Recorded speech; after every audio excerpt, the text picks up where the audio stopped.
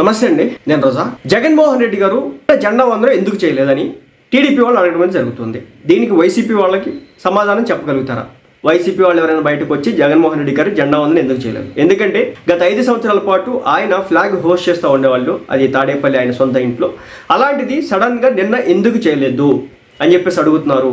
మొన్న పులివెందుల్లో ఏదైతే జడ్పీటీసీ ఓడిపోవడం కారణంగానే జగన్మోహన్ రెడ్డి గారు ఆ ఓటమిని భరించి బయటికి రాలేకపోతున్నారా, భరించలేక అని కూడా క్వశ్చన్ చేయడం అయితే జరుగుతుంది. సో ఈసారి సజ్జల రామకృష్ణారెడ్డి గారు హోస్ట్ చేస్తున్నారట, జగన్మోహన్ రెడ్డి గారు బయటికి రాలేదట. బయటికి రాకపోవడానికి కారణం జడ్పీటీసీ ఎలక్షన్ ఓడిపోవడమే అనే ఒకే ఒక్క కారణంగా ఆయన బయటికి రాలేకపోయినాడు. ఇది చాలా పెద్ద గట్టి దెబ్బ. 30 సంవత్సరాల్లో ఎప్పుడూ కూడా జగన్మోహన్ రెడ్డి గారి కుటుంబానికి కంచు కోటగా ఉన్నటువంటి ఆ నియోజకవర్గంలో ఈ ఓటమిని ఆయన తీసుకోలేకపోతున్నాడు అనేది వార్త యొక్క సారాంశం.